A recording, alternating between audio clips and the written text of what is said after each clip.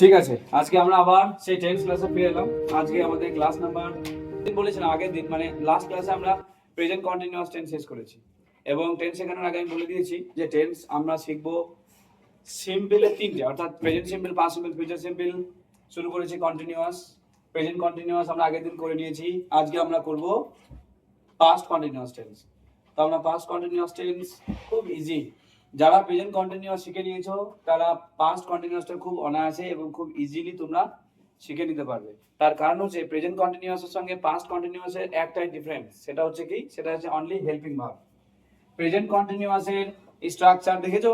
Present কন্টিনিউয়াসের স্ট্রাকচারটা কি, প্যাটার্নটা কি ছিল? Present continuous tense subject plus am is are plus ভি1 ফর্মের সঙ্গে আইএনজি, অর্থাৎ প্রেজেন্ট ফর্মের সঙ্গে আইএনজি প্লাস অবজেক্ট। ভালো করে বুঝবে। তো ওইখানে ছিল অ্যামিজার আর এইখানে আছে ওয়াজ ওয়্যার। বুঝলে আমি কি বললাম? তাহলে হেল্পিং ভার্বের ডিফারেন্সটাই আমাদের টেন্সকে কি করছে, চেঞ্জ করে দিচ্ছে। এইবার প্রশ্ন হচ্ছে যে আমরা কখন, when shall we write a sentence in past continuous tense, আমরা কখন একটা সেন্টেন্সকে পাস্ট কন্টিনিউয়াস টেন্সে লিখবো বা কিভাবে আমরা বুঝবো যে এটা পাস্ট কন্টিনিউয়াস টেন্স রয়েছে। তাই ঠান্ডা মাথায় সবাই শুনবে।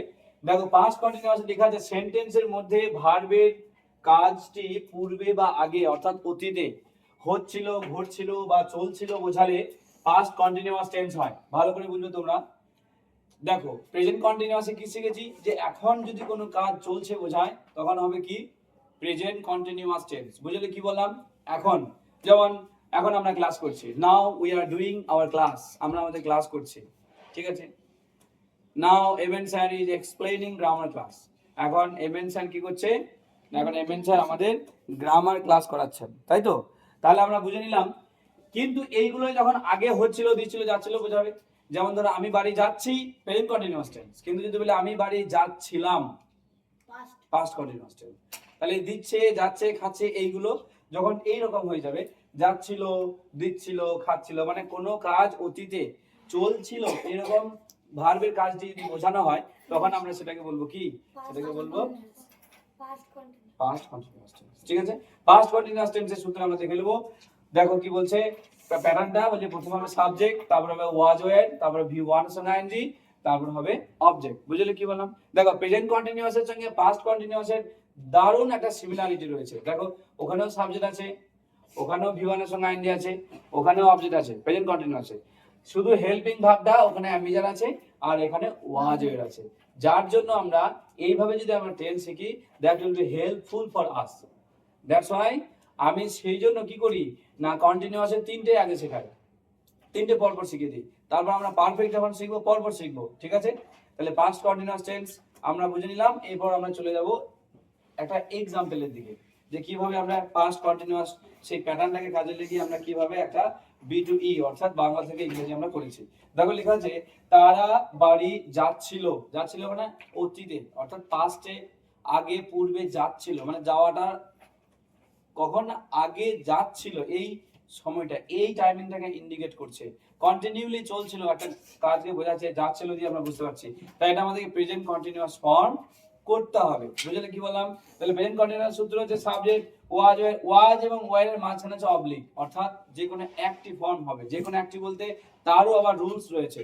যদি সাবজেক্টের জায়গায় হি, সি, ইট, তারপরে সিঙ্গুলার কোনো নেম অথবা আই যদি হয় সাবজেক্টটা, তখন হবে, তারপরে হবে ওয়াজ, তখন কিন্তু ওয়্যার হবে না। ওয়্যার, ওয়্যার যদি করতে যাও আমি কিন্তু কেটে দেবো। ঠিক আছে, আই বা হি এর পর যদি তোমরা ওয়াজ কিংবা ওয়্যার করতে যাও তাহলে কিন্তু আমি সেন্টেন্সটা আমি কেটে দেবো। বুঝলে কি বললাম? তাহলে সাবজেক্টটা দেখো আর কি আছে। দেখো, সাবজেক্ট যদি ইউ, দে এবং উই ও প্লুরাল নেম হয় তাহলে আমরা কি করব, তাহলে তার পরিবর্তে আমরা ওয়্যার অ্যাড করব, অর্থাৎ তারপরে আমরা ওয়্যার লাগাবো। ঠিক আছে, তাহলে এই জিনিসটা কিন্তু আমাদেরকে মনে রাখতে হবে। যদি আমরা মনে না রাখি সবকিছু করেও কিন্তু সেন্টেন্সটা আমাদের ডেট অর্থাৎ ভুল হয়ে যাবে। বুঝলে কি বললাম? তাই ওয়াজ ওয়্যার এর জিনিসটা মনে রাখবে। যদিও আমি এই ওয়াজ ওয়্যার, অ্যামিজার, হ্যাভ হ্যাজ এর ক্লাস অনেক আগে আমি করিয়ে দিয়েছি। ঠিক আছে, মনে পড়ছে যে কোথায় হ্যাভ হয়, কোথায় হ্যাজ হয়, কোথায় এম হয়, কোথায় ইজ হয়, কোথায় ওয়াজ হয়, এগুলো সব আমি করে দিয়েছি আগে। তোমরা জাস্ট খাতাগুলো একবার খুলবে, তাহলে দেখবে আবার রিমাইন্ড হয়ে যাবে। যাই হোক, তাহলে এই হলো আমাদের পাস্ট কন্টিনিউয়াস টেন্স। ঠিক আছে, তাই আজকে আমরা আবার কি করব না, আজকে বেশ কিছু তোমাদেরকে হোমওয়ার্ক দেওয়া হবে। ঠিক আছে? তাহলে এই হোমওয়ার্কগুলো তোমরা টাইম মতো করো। বেশ কিছু টেন্স আইডেন্টিফিকেশন। তাহলে আমাদের মোট কয়টি টেন্স শেখা হলো টোটাল? কয়টি শেখা হলো? 5টি। সিম্পলের 3টে আর কন্টিনিউয়াসের 2টো। এই টোটাল 5টি টেন্স আমাদের শেখা হলো। তোমাদের ক্লাস 5 এর জন্য এতটুকুই এনাফ। ঠিক আছে? আমরা ক্লাস 6 এ যখন যাব তখন ফিউচার কন্টিনিউয়াস এবং পারফেক্টের সমস্ত ভাগগুলোই আমরা জেনে করব। ঠিক আছে? তাহলে আজ আমরা পাস্ট কন্টিনিউয়াস শিখে নিলাম। এরপর আমি তোমাদের বেশ কিছু হোমওয়ার্ক দিতে চলেছি। তোমরা খাতায় সবাই নোট ডাউন করবে এবং সেগুলো আমি পরের দিন অর্থাৎ next Monday I will check all homeworks. সমস্ত হোমওয়ার্ক আমি আগামী সোমবার অর্থাৎ পরশু দিন আমি চেক করব। ওকে? ঠিক আছে? তাহলে আজ আমরা পাস্ট কন্টিনিউয়াস টেন্স শিখেই নিলাম। ক্লিয়ার এতটা? ঠিক আছে, আজকের মতো ক্লাস এখানেই থাক। Thank you so much. যারা আমার ক্লাসে প্রথম তারা অবশ্যই আমার ক্লাসটাকে সাবস্ক্রাইব এবং শেয়ার করতে ভুলে যেও না। অবশ্যই শেয়ার করবে যাতে আমি সাপোর্টার হিসেবে আমি তোমাদেরকে পেয়ে থাকি। ওকে, থ্যাংক ইউ সো মাচ।